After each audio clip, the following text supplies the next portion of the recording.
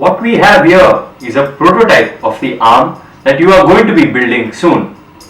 This arm has 4 movements or 4 degrees of freedom. The first degree of freedom gives the arm the ability to turn about its own axis, much like the waist of a human being. For example, if I press this orange syringe, this syringe here gets filled up and provides a circular motion to the arm which is attached to this base. Let's see how this works.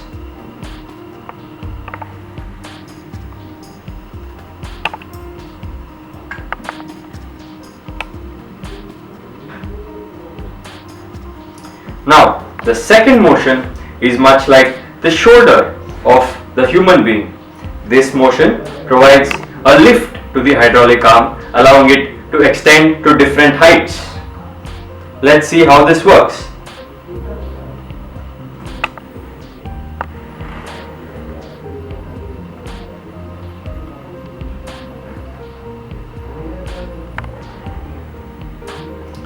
The third motion that we will be providing to the robotic arm is the extension of the robotic arm.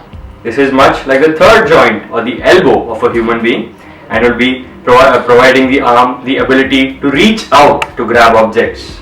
Let's see how this works.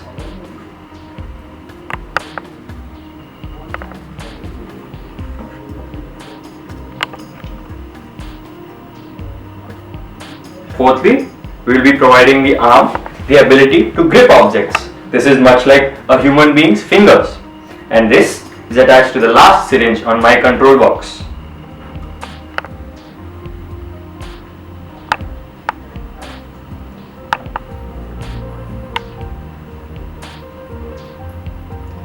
Now that you are familiarized with the design of the hydraulic robotic arm, let us look at some of the specifications of the hydraulic robotic arm. Firstly, each of the syringes here on the control box are 20 ml in capacity, while each of the syringes in the robot are 10 ml in capacity. This implies that if I press this syringe halfway through its maximum length, this syringe is moved through its full length. Hence, it gives me the ability to convert pressure into distance. Same goes for all other movements as well. If I use the extender and press the 20 ml syringe halfway through its full length, the extension happens through the full length of the 10 ml syringe. And hence, in this way, by moving my hand a short distance and applying a greater force on the 20 ml syringe, I am able to move the robotic arm a larger distance. These are the specifications of the hydraulic robotic arm. Now let us have a look as to how the arm performs in action. So here today we have an assignment for our hydraulic robotic arm. The arm is supposed to pick up this box here and place it on the X mark. Let us see how the arm performs using all these degrees of freedom that we have given it. First, the arm has already been lifted to a certain height. Next, we'll open the gripper of the arm to enable it to pick up the object. Thirdly, we'll bring the arm back to the height that it requires to pick up the object. Now, the fourth motion we'll be providing to the arm is to close the gripper so that it can grip the object. Fifthly, we lift the arm back up to lift the object very slightly, and we'll move the arm all the way around to the X mark. But now we notice that the arm has fallen a little short of the X mark that is given. Hence, we use the extension function of the arm and extend the arm further until it reaches the X mark. And now, by getting the arm lower, we allow it to place the box on the X mark. Now we open our arm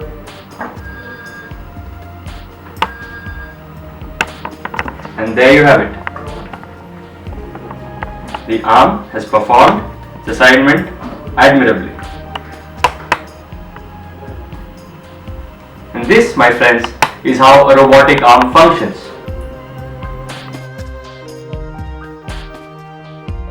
So now I will be attaching the base to the lift mechanism. And to do this, we need two screws to hold the base together, one from the bottom and one from the top.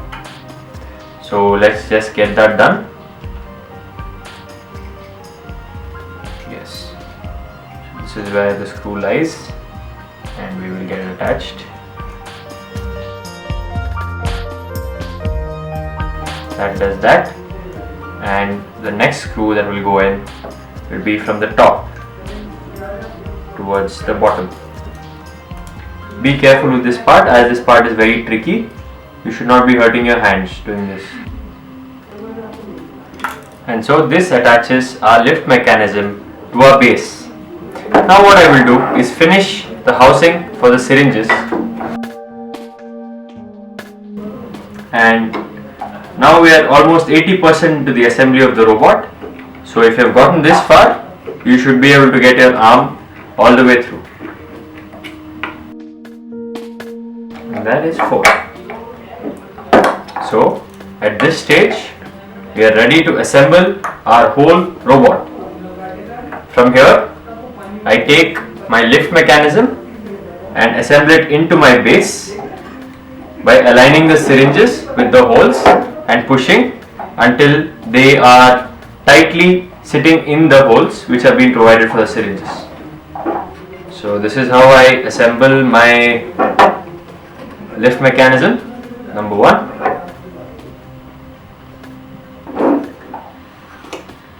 So the lift mechanism has been assembled. Now from here on, my guide rails will get assembled, and along with my extension mechanism. So let's just make sure it's all in line before we start, because we don't want anything to break.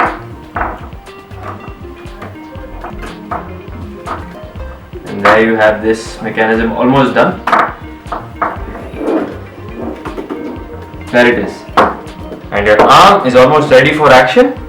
The last step is to assemble it on the base, and this part of the disc goes into the part of the base which has been provided for it. So the cam is done for now.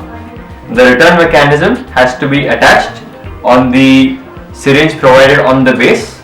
There is a bolt, an extra bolt. So all you do is turn your syringe around, place the return mechanism, and tighten the bolt on the underside of the metal plate given. That does that. Once you turn your syringe back and place it in the hole, your robot's done. Oh wait, we're missing something, aren't we? We're missing a control box. Now, I have for you a control box that is already pre-made. This control box has syringes of 4 colors. These 2 blue syringes are for the lift mechanisms. The orange is for the return mechanism. The green is for the extension mechanism, and the yellow is for the gripper mechanism. So all we have to do now is connect the right tubes to the right syringes, and then our arm will be complete. So now what I am doing here is connecting the syringes very carefully to the tubing which has been provided. Don't worry, nothing is going to break. And so since my gripper has been finished, I'll now move on to my return mechanism. Right, so this has been tightened for the return mechanism. Next I take the green tube and attach it to my extension mechanism. So that's attached. And then I take my yellow tube and attach it to my gripper mechanism. Now that's attached as well. So now we are ready to run our hydraulic robotic arm. Let's see how well it works. First, let's check out the lift. Lift seems to be working. That comes back down. Lift is working. Let us check the return mechanism to see whether the arm is turning. The return mechanism works as well. Next, let us check the extension mechanism. That works as well. And last, Let us check the gripper mechanism.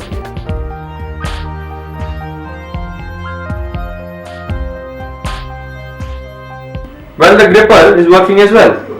So here you have it, a completely assembled hydraulic robotic arm from scratch. So this is the control box that we have. These two syringes are for the lift mechanism. This is for the return mechanism, the orange syringe. The green is for the extension mechanism and the yellow is for the gripper mechanism. With this, we have completed our control box and our robot. So here you have the tutorial on how to completely assemble your own hydraulic robotic arm.